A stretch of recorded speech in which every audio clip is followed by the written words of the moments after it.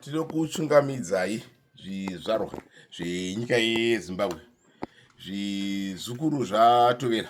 Aiwa, tiri kuno kumavirira kwenyika yeZimbabwe. Kudokera zuva renyika yeZimbabwe.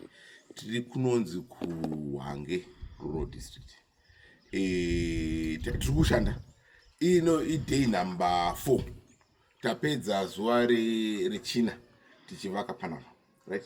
4 days tichivaka panapa. Tavaka panoti pachingezi an outdoor kitchen. Right?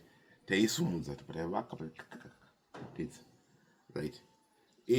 Chasara builder vanozita pachingezi vanoiti footing nekuzowaka mudhuri wokuti kuzonge wachibika bika. But shell taipedza.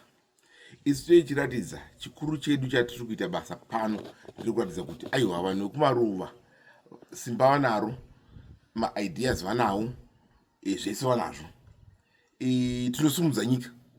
Nyika yakabatwa so taiti dzvi nevanhu vekumaruva.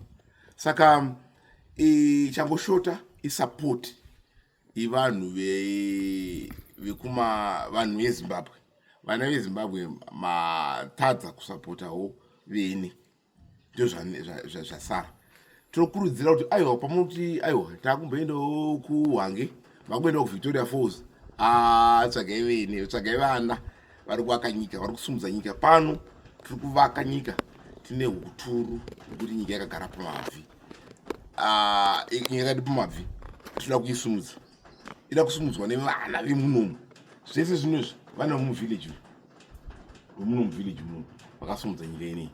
Saka toti aiwa izvozvo tozvitenda ravepo kongosara chazokuratidzai yapera kuti yati dhwadhwa, but izvi tapedzawo pedu patinogona.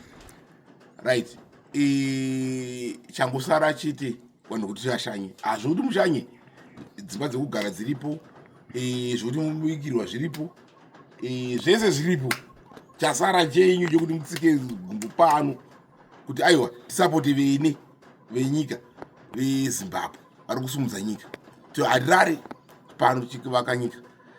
Serangonozitako ndiri kudunhu reHwange Rural District. Tatenda Palanyula Cultural Village. Tatenda.